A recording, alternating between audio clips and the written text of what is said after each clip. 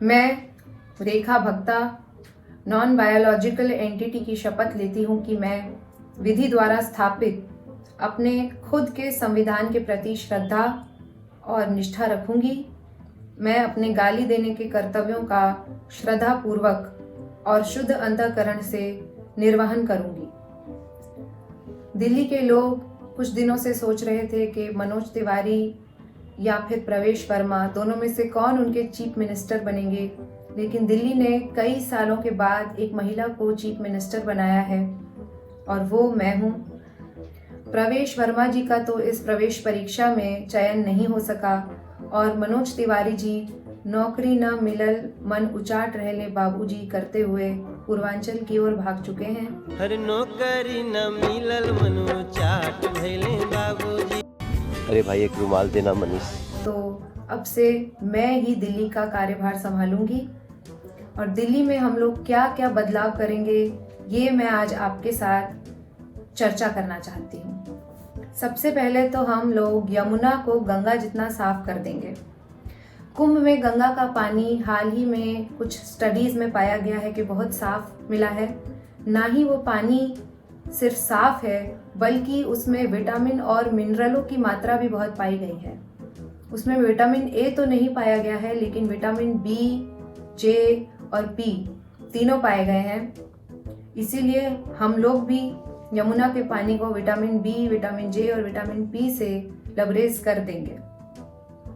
हमें हाल ही में एक नदी एक्सपर्ट ने बताया कि यमुना को अब दवा नहीं दुआ की ज़रूरत है, इसलिए हम यमुना के लिए दुआ कर रहे हैं, आरती कर रहे हैं और आरती करने से आरटी होगा, यानी रेडिकल ट्रांसफॉर्मेशन ऑफ यमुना। जैसा कि आप सब जानते हैं कि ना शब्द में नेगेटिविटी होती है और हाँ शब्द में पॉजिटिविटी, इसलिए हम लोग यमुना को यमुहा बुलाएंगे और योगी जी के नक्शे कदमों पर चलते हुए इसका नामकरण कर देंगे।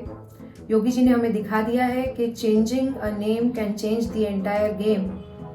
नए नाम में नए आयाम छुपे होते हैं, इसीलिए यमुना को हम पूरी तरह से ट्रांसफॉर्म कर देंगे। साइंटिफिक टेम्परामेंट गया तेल लेने।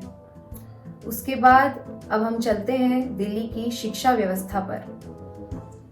शिक्षा व्यवस्था में सबसे पहला प्रहार होगा जेएनयू अर्थात जहांगीर नेशनल यूनिवर्सिटी पर। पीएचडी के नाम पे 50-50 साल के वो आदमी वहाँ पे रह करके कि हम स्टूडेंट हैं, जहाँ पर पढ़ाई के नाम पर अय्याशी होती है। जहांगीर नेशनल यूनिवर्सिटी जहाँ गिरे हुए बुड्ढे पढ़ते हैं, वहाँ के छात्रों को इतनी ज़्यादा सुख सुविधा की आदत हो गई है, वो भी मात्र 10 रुपए महीने पर। वहाँ पर दिन की शुरुआत होती है कुकुर मुत्ते के सूप से और आप भी सुनिए कि संडे के संडे मिलते हैं वहाँ मछली के अंडे। इन लोगों को करियर से ज़्यादा कावियार में रुचि है। हमारी गोदी मीडिया तक पार्ले जी पर पल रही है, लेकिन ये लोग मात्र 10 रुपए महीने में शीश महल सरीखे हॉस्टलों में रह रहे हैं। वहाँ सुनने में आया है कि गंगा हॉस्टल से लेकर चंद्रभागा हॉस्टल तक प्रत्येक विद्यार्थी को एक प्राइवेट सोने का कमोड उपलब्ध करवाया गया है और इतना बढ़िया खाना उन्हें जो मिलता है उसके बाद भी उनका मेस बिल आता है मात्र 25 पैसे। अब आप ही बताइए कैसे। इसीलिए मैं इन लाड़ बावलों को अब सुधारना चाहती हूँ। देखिए, मैं दिल्ली की सीएम बनने के बाद भी यहाँ ओथ ले रही हूँ और ये लोग स्टूडेंट बनते ही ओट खाने लगते हैं अपने नाश्ते में। लेकिन आप डरे नहीं, जेएनयू बंद नहीं होगा, वरना हमारे जो वहाँ कर्मचारी बैठे हैं वो कैसे एक लग्जूरियस लाइफस्टाइल जी पाएंगे। तो जेएनयू के बुड्ढों से चलते हैं देश के युवाओं की ओर। मैं दिल्ली और देश के समस्त युवा वर्ग के लिए आदर्श भी स्थापित कर चुकी हूँ और आगे भी करते रहना चाहती हूँ। हाल ही में कुछ युवा बहुत ही ज़्यादा परेशान हुए क्योंकि उन्होंने डार्क कॉमेडी कर दी थी। उन्हें मुझसे और बिधुड़ी जी से सीख लेनी चाहिए।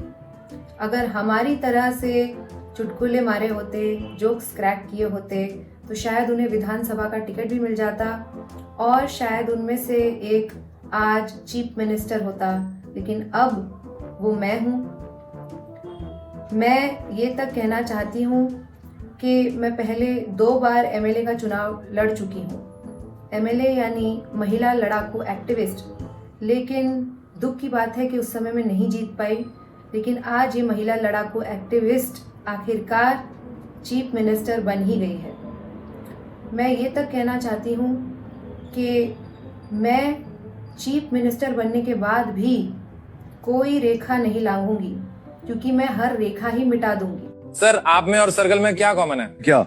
आप दोनों के पास रेखा नहीं है। मैं आपको याद दिला दूं कि मैं ऐसी विचारधारा से आती हूँ जो वोक कल्चर नहीं कोक कल्चर में बिलीव करता है। इसलिए जो भी युवा क्रैक करेगा ऐसे जोक, उसे भेज दूंगी बैक टू मामा's कोक। धन्यवाद।